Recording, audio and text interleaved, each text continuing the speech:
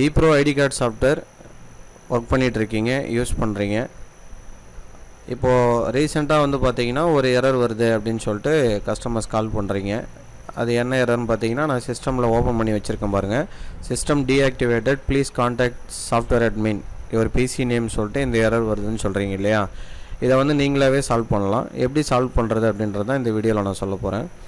So இதுக்கு வந்து நம்ம ஃபஸ்ட்டு ஓப்பன் பண்ண வேண்டியது கண்ட்ரோல் பேனல்.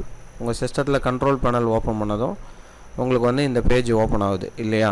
இதில் வந்து அன்இன்ஸ்டால் ப்ரோக்ராமில் போயிட்டு ஏற்கனவே நீங்கள் இன்ஸ்டால் பண்ணியிருக்கக்கூடிய அந்த ePro 12 வந்து நீங்கள் ஃபஸ்ட்டு அன்இன்ஸ்டால் பண்ணணும், அதாவது ரிமூவ் பண்ணணும்.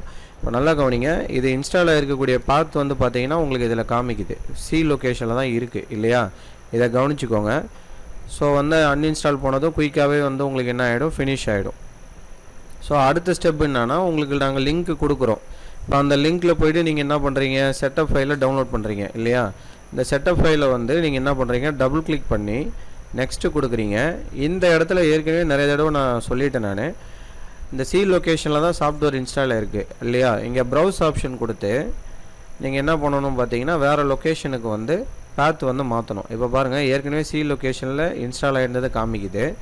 இல்லை நீங்கள் அதே சி லொக்கேஷனில் போடுறதா இருந்தாலும் போடலாம். ஆனால் ஏற்கனவே இருக்கிற பாத்து இதில் ஏதாவது ஒரு டிஃப்ரெண்ட்டான பாத் வந்து நீங்கள் சூஸ் பண்ணிக்கணும். இப்போ நான் எடுத்துக்க போகிறது பார்த்தீங்கன்னா, இப்போ OnePlusன்ற ஒரு பாத்தை செலக்ட் பண்ணிவிட்டு அதில் போடுறேன். சரி, அது வேண்டான்னு நினைக்கிறவங்க இப்போ வந்து பார்த்தீங்கன்னா ப்ரோக்ராம் டேட்டான்றதை செலக்ட் பண்ணிக்கிறேன். செலக்ட் பண்ணிவிட்டு இப்போ நான் சும்மா மைக்ரோசாஃப்ட் அந்த லொக்கேஷனில் செலக்ட் பண்ணிவிட்டு நான் என்ன பண்ணுறேன், இன்ஸ்டால் கொடுக்குறேன். Next install. இவ்வளோதான், வேறு எதுவுமே பண்ண தேவையில்லை. நீங்கள் இது முடிஞ்சதும் உங்களுக்கு வந்து இன்ஸ்டால் ஆகும்.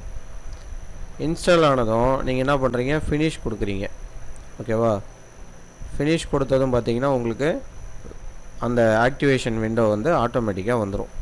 ஓகேங்களா? இந்த விண்டோ வந்ததும் நல்லா கவனிங்க, ஆக்டிவேட்ன்ற இடத்துல கிளிக் பண்ணணும்.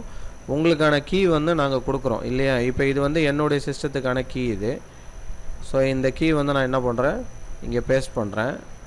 பேஸ்ட் பண்ணிவிட்டு ஆக்டிவேட் கொடுக்க வேண்டியது தான். அதோ பாருங்கள், சிம்பிள் வேலை முடிஞ்சு போச்சு. இப்போ முன்னாடி டீஆக்டிவேட்னு வந்தது, இப்போ பாருங்கள் சிஸ்டம் ஆக்டிவேட்டட் சக்ஸஸ்ஃபுல்லின்னு வந்துடும். ஸோ இவ்வளோ தான் ஒர்க்கே இது.